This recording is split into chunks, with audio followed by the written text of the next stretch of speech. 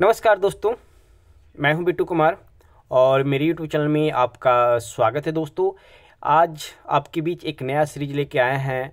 40 number का जो subject का क्वेश्चन होता है वो लेके आए हैं। अभी हम आपके पास फिलहाल राजनीति शास्त्र के लेके आए हैं, यानी कि पोल साइंस का लेके आए हैं 40 क्वेश्चन। और ये शायद 15 से 20 मिनट का वीडियो होगा, उससे ज़्यादा का वीडियो नहीं होगा।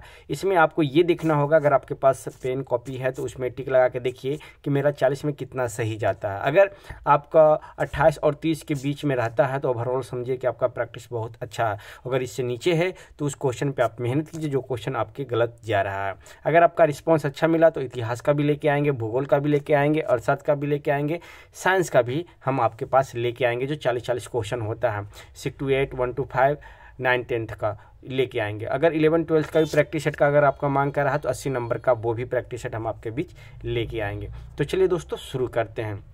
शुरू करने से पहले अगर आप मेरे यूट्यूब चैनल पे नए जुड़े हैं और अभी तक आपने मेरे यूट्यूब चैनल को सब्सक्राइब नहीं किया है तो प्लीज़ मेरे यूट्यूब चैनल को कर लीजिए सब्सक्राइब, बेल आइकन कर लीजिए प्रेस, ताकि पल पल का अपडेट आपको मिलता रहे। पहला क्वेश्चन है कि भारत के संविधान में जन स्वास्थ्य एवं स्वच्छता किसमें शामिल है? राज्य सूची में है या समवर्ती सूची में है या संघ सूची में है? अगर आपका मन जो है वो देख लीजिए, उसमें टिक लगा लीजिए, कमेंट में टाइप कर लीजिए या कॉपी पेन में देख लीजिए कि 40 में कितना मेरा सही हो जा रहा है। ये भी हम आपको बता दें कि प्लेटफॉर्म का है, 6 to 8 का है।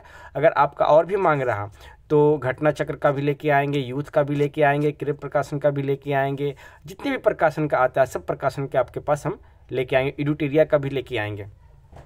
तो इसको हम बता दें कि भारत के संविधान में जन स्वास्थ्य एवं स्वच्छता किसमें शामिल है, तो ये राज्य सूची का विषय है। अगला क्वेश्चन है कि संसदीय प्रणाली में कार्यपालिका किसके प्रति उत्तरदायी होता है? तो इसका आंसर है ए, विधानमंडल के प्रति उत्तरदायी होता है। मन में मारते जाइएगा, उसमें देख लीजिएगा जो क्वेश्चन गलत होगा या तो वीडियो पॉज करके उसको नोट करने का प्रयास कीजिएगा या फिर स्क्रीनशॉट ले लीजिएगा। तीसरा है कि निम्नलिखित में से किस राज्य में विधान परिषद है? झारखंड में, उड़ीसा में या कर्नाटक में? तो हम आपको बता दें कि किस राज्य में विधान परिषद है, तो कर्नाटक में विधान परिषद है, झारखंड और उड़ीसा में विधान परिषद नहीं है। भारत के संवैधानिक प्रमुख कौन होता है? तो हम आपको बता दें कि भारत का संवैधानिक प्रमुख राष्ट्रपति होते हैं। निम्नलिखित में से कौन भारत का केंद्र शासित प्रदेश नहीं है? चंडीगढ़, लक्षद्वीप या गोवा? तो अगर आपको जो पता है वो जल्दी से मन में सोचिए, कमेंट करके बताइए। हम आपको बता देते हैं कि भारत का केंद्र शासित प्रदेश गोवा नहीं है, बाकी चंडीगढ़ और लक्षद्वीप केंद्र शासित प्रदेश है। कौन भारत देश का प्रमुख होता है? मुख्यमंत्री, राज्यपाल या राष्ट्रपति? तो हम आपको बता दें कि भारत का प्रमुख होता है राष्ट्रपति। भारतीय संविधान में किस संशोधन द्वारा प्रस्तावना में समाजवादी शब्द को सम्मिलित किया गया था? 44वां संविधान संशोधन, 42वां संविधान संशोधन या 48वां संविधान संशोधन के द्वारा? तो हम आपको बता दें भारतीय संविधान में किस संशोधन द्वारा, तो 42वां संविधान संशोधन द्वारा समाजवादी शब्द को जोड़ा गया था। ये रैपिड फायर है, समझिए कि या एक तो वन लाइन मान लीजिए या एक प्रैक्टिस सेट मान लीजिए। भारतीय संविधान का अनुच्छेद 19 किससे संबंधित है? स्वतंत्रता का अधिकार से, समानता का अधिकार से या शोषण के विरुद्ध का अधिकार से? तो हम आपको बता दें कि स्वतंत्रता का अधिकार से 19 संबंधित है। संविधान में उद्देश्य प्रस्ताव निम्नलिखित में से किसके द्वारा प्रस्तुत किया गया था? सरदार वल्लभ भाई पटेल के द्वारा, पंडित जवाहरलाल नेहरू के द्वारा, डॉक्टर BR अम्बेडकर के द्वारा? तो हम आपको बता दें इसका सही आंसर होगा पंडित जवाहरलाल नेहरू के द्वारा। भारत के संविधान की प्रस्तावना किस देश से ली गई है? जापान से, जर्मनी से या इंग्लैंड से? अगर इसका सही आंसर पता है तो आप बता सकते हैं कि भारत के संविधान की प्रस्तावना किस देश से ली गई है। नहीं है तो हम आपको बता दें कि भारत के संविधान का प्रस्तावना अमेरिका से लिया गया है, जो कि इसका आंसर ई हो जाएगा। कहाँ से लिया गया? अमेरिका से। अधिकतम निर्वाचन क्षेत्रों वाले राज्यों को उनके बढ़ते क्रम में व्यवस्थित कर सही विकल्प का चयन करिए। यानी कि किस राज्य में कितने राज्यसभा की सीटें हैं वो आपको बताना है। अधिकतम निर्वाचन क्षेत्रों वाले यानी कि जो लोकसभा की सीटें हैं उसका। उत्तर प्रदेश, महाराष्ट्र, पश्चिम बंगाल, बिहार। उत्तर प्रदेश, बिहार, महाराष्ट्र, पश्चिम बंगाल, महाराष्ट्र, उत्तर प्रदेश, पश्चिम बंगाल या बिहार। कौन सा ऑप्शन आपको सही लग रहा है वो आपको बता सकते हैं। तो इसमें बता दें कि इसमें कोई भी ऑप्शन सही नहीं है। बढ़ते क्रम में यानी कि बढ़ते क्रम में यानी कि छोटा से बड़ा की ओर जाना। इसमें जितना भी ऑप्शन दिया हुआ है सब बड़ा से छोटा दिया हुआ। क्वेश्चन को समझिएगा, क्या दिया हुआ? बड़ा से छोटा। जैसे उत्तर प्रदेश में 80 लोकसभा सीटें हैं। महाराष्ट्र में 48 लोकसभा सीटें हैं। पश्चिम बंगाल में 42 है और बिहार में 40 है। लेकिन यहाँ पे पूछ क्या रहा है, बढ़ते क्रम में, तो हमको पहले सबसे पहले किसको लेना होगा, बिहार, पश्चिम बंगाल, महाराष्ट्र और उत्तर प्रदेश। बिहार में 40, पश्चिम बंगाल में 42, महाराष्ट्र में 48 और उत्तर प्रदेश में 80 लोकसभा की सीटें हैं।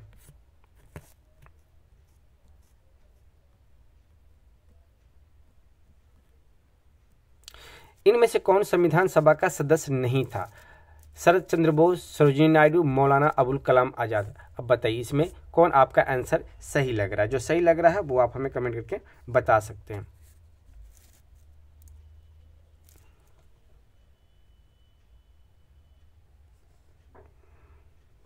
तो हम आपको बता दें कि इनमें कोई भी सदस्य संविधान सभा के सदस्य नहीं थे। ना ही शरद चंद्र बोस थे, ना ही सरोजिनी नायडू थे और ना ही मौलाना अबुल कलाम आजाद थे। भारतीय उच्चतम न्यायालय अस्तित्व में कब आया? 15 अगस्त 1947 को, 26 जनवरी 1961 को, 2 अक्टूबर 1952 को।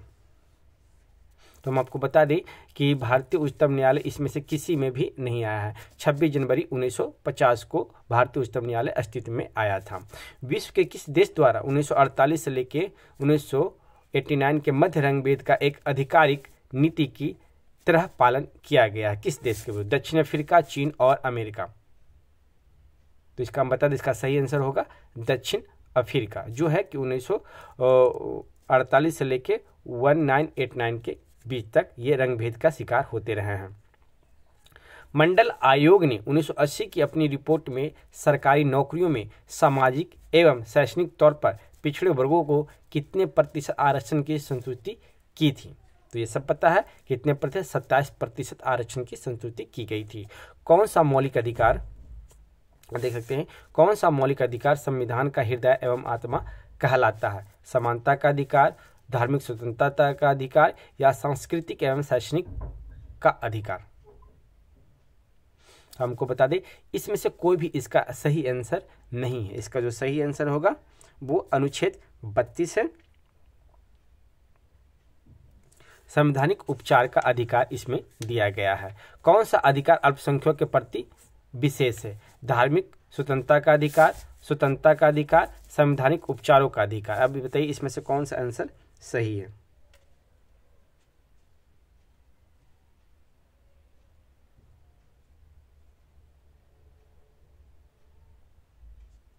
तो इसमें कोई भी आंसर इसका सही नहीं है। इसका जो अधिकार अल्पसंख्यकों के प्रति है वो अनुच्छेद 29 और 30 है, जो संस्कृति का अधिकार है। अब यहाँ देखिए 128 में है कि पावर शेयरिंग के बारे में निम्नलिखित में से कौन सा गलत है? यानी कि यहाँ पे अब गलत पूछा जा रहा है। सत्ता सरकार के विभिन्न अंगों के बीच साझा की जाती है। सत्ता विभिन्न स्तरों पर सरकारों के बीच साझा की जा सकती है। प्रत्येक समाज को किसी न किसी रूप में शक्ति बंटवारे की आवश्यकता होती है, भले ही वह छोटा हो या सामाजिक विभाजन ना हो। अब बताइए इन तीनों में सही आंसर कौन सा हो जाएगा? तो हम आपको बता दें कि इसमें कोई भी आंसर गलत नहीं है, सब आंसर सही है। कौन सा गलत पूछा जा रहा है? तो ये सब तीनों जो ऑप्शन है वो सही है। यहाँ पे देख सकते हैं 1929 में 1980 में किस देश ने श्वेत अल्पसंख्यक शासन से स्वतंत्रता प्राप्त की थी? जिम्बाब्वे, बेल्जियम या फिजी, या एक उपयुक्त में से अधिक या में से कोई नहीं। तो इसका सही आंसर हो जाएगा जिम्बाब्वे। जिम्बाब्वे जो है 1980 में ही श्वेत अल्पसंख्यक शासन से स्वतंत्रता प्राप्त की थी। संविधान सभा की प्रथम बैठक की अध्यक्षता किसने की थी? जवाहरलाल नेहरू, डॉक्टर राजेंद्र प्रसाद या सच्चिदानंद सिन्हा? तो हम आपको बता दें कि संविधान सभा की प्रथम बैठक की अध्यक्षता सच्चिदानंद सिन्हा के द्वारा किया गया था, जो कि डेट है 9 दिसंबर 1946 को। इसका पीडीएफ आपको नीचे ग्रुप होगा, उस ग्रुप में आपको मिल जाएगा। वहाँ पे इसका पीडीएफ आप लेके प्रैक्टिस सेट मार सकते हैं। देख सकते हैं ये सिक्टूएट का, सोशल साइंस का, पोल साइंस का एक दिया हुआ है। ज़्यादा लंबा हम वीडियो नहीं ले जाएंगे, शॉर्ट में ही आपको समझिए वन लाइनर का अभ्यास आपको करवा देंगे। भारत एक प्रजातांत्रिक गणराज्य है क्योंकि भारतीय संविधान ने व्यवस्था की है किसकी? निर्वाचित राष्ट्रपति की, वयस्क मताधिकार की या निर्वाचित संसद की? तो हम आपको बता दें इसका सही आंसर होगा कि भारत एक प्रजातांत्रिक गणराज्य है क्योंकि भारतीय संविधान ने व्यवस्था की है निर्वाचित राष्ट्रपति पते की। ग्राम सभा का सदस्य बनने के लिए न्यूनतम आयु कितनी है? तो इसका आंसर तो सबको पता है कि ग्राम सभा का सदस्य बनने के लिए न्यूनतम आयु 18 वर्ष है।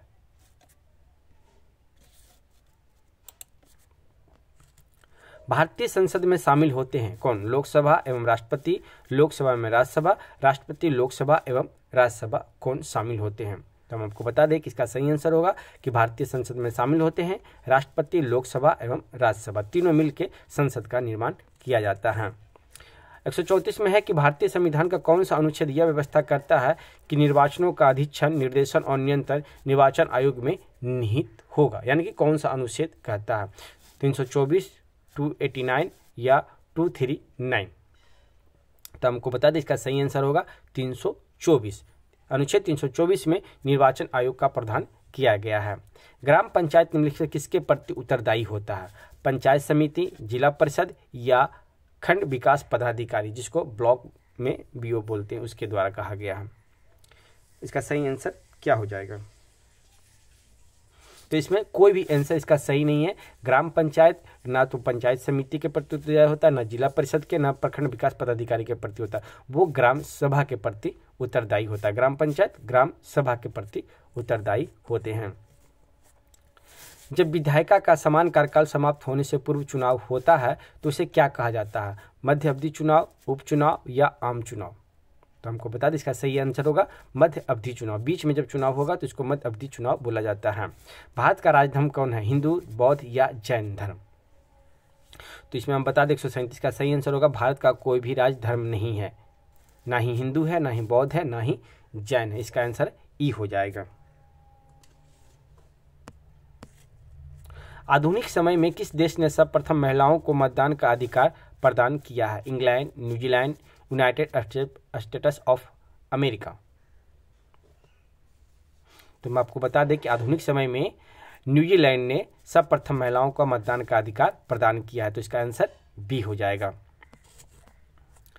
निम्नलिखित में से कौन सा क्षेत्रीय राजनीतिक दल नहीं है? नेशनल कॉन्फ्रेंस, इंडियन नेशनल लोक दल या हरियाणा विकास पार्टी? कौन नहीं है? या तीनों नहीं है या इनमें से कोई नहीं है? तो हम आपको बता दें कि इसका सही आंसर होगा हरियाणा विकास पार्टी अभी तक क्षेत्रीय राजनीतिक दल नहीं बना है। संविधान प्रारूप समिति के अध्यक्ष डॉक्टर बी.आर. अम्बेडकर ने किस अनुच्छेद को संविधान का हृदय एवं आत्मा कहा है? अनुच्छेद 13 को, अनुच्छेद 21 को या अनुच्छेद 32 को? तो हमको बता दें इसका सही आंसर हो जाएगा अनुच्छेद 32 को डॉक्टर बी.आर. अम्बेडकर ने संविधान का हृदय एवं आत्मा कहा है। चलिए कुछ प्रश्न 10 प्रश्न और हैं वो भी हम आपको देख लेते हैं। कुछ नहीं है, इस पीडीएफ को डेली रिवाइज कीजिएगा तो ये आपको पूरा टोटल 40 क्वेश्चन आपको रिमेंबर हो जाएगा। फ्रांस में स्वतंत्रता समानता अभिवृद्धि का नारा कब बुलंद किया गया था? 1688 में, 1869 में या 1789 में? तो इसका सही आंसर होगा 1789 ईस्वी में। किसने लिखा है कि स्वतंत्रता का अर्थ बंधनों का अभाव है? हॉब्स ने, लॉक ने या रूसो ने? किसने लिखा है कि स्वतंत्रता का अर्थ बंधनों का अभाव है?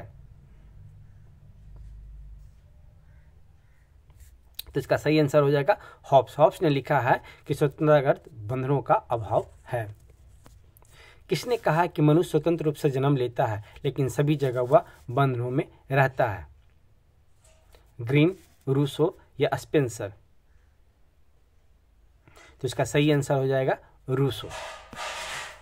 मौलिक अधिकार निलंबित किए जा सकते हैं किसके द्वारा? राज्यपाल द्वारा, राष्ट्रपति द्वारा या विधि मंत्री द्वारा? तो इसका सही आंसर हो जाएगा राष्ट्रपति द्वारा। मौलिक अधिकार राष्ट्रपति द्वारा निलंबित किए जा सकते हैं। भारत में सांप्रदायिकता के विकास का मुख्य कारण क्या है? अल्पसंख्यक समूह को शैक्षिक और आर्थिक पिछड़ापन, राजनीतिक जागरूकता, सामाजिक असमानताएं? तो इसका सही आंसर हो जाएगा ए, अल्पसंख्यक समूह का शैक्षिक और आर्थिक पिछड़ापन। भारत के संविधान का 73वां संशोधन अधिनियम 1952 के पारित किए जाने का कारण क्या था? पंचायती राज को बल प्रदान करना, ग्रामीण संस्थानों को बल प्रदान करना, शहरी संस्थानों को बल प्रदान करना? तो इसका सही आंसर हो जाएगा 73वां संशोधन अधिनियम पूछ रहा है 1992। तो पंचायती राज को बल प्रदान करना, अगर यही रहता 73वां प्लस 74वां तो दोनों आ जाता, शहरी हो जाता, लेकिन 73वां में पंचायती राज को बल प्रदान करना है, उसके बारे में पूछा गया है। संसद के दोनों सदनों के संयुक्त अधिवेशन का समापति कौन करता है? भारत के राष्ट्रपति, भारत के उपराष्ट्रपति या लोकसभा के अध्यक्ष? तो इसका सही आंसर हो जाएगा लोकसभा के अध्यक्ष। भारत के राष्ट्रपति बुलाते हैं, लेकिन उसका अध्यक्ष लोकसभा के अध्यक्ष करते हैं। किसी विशेष दिन लोकसभा में अधिकतम कितने तारांकित प्रश्न पूछे जा सकते हैं? 15, 20 या 25? देखिए होगा, लोकसभा में प्रश्न पूछे जाते हैं तो एक दिन में कितने प्रश्न पूछे जा सकते हैं? तो हम आपको बता दें कि एक दिन में 20 प्रश्न पूछे जा सकते हैं।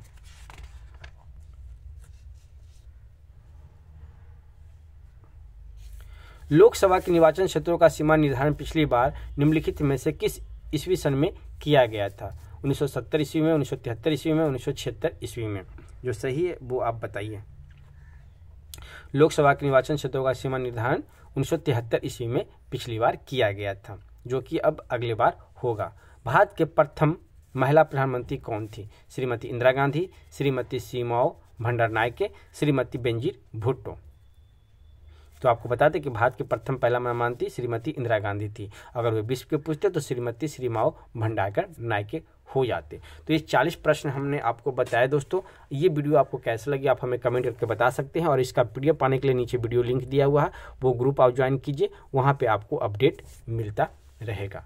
तो ऐसे ही सीरीज पाने के आप हमारे चैनल पे बने रहें। फिर मिलते हैं एक नेक्स्ट वीडियो में। धन्यवाद दोस्तों।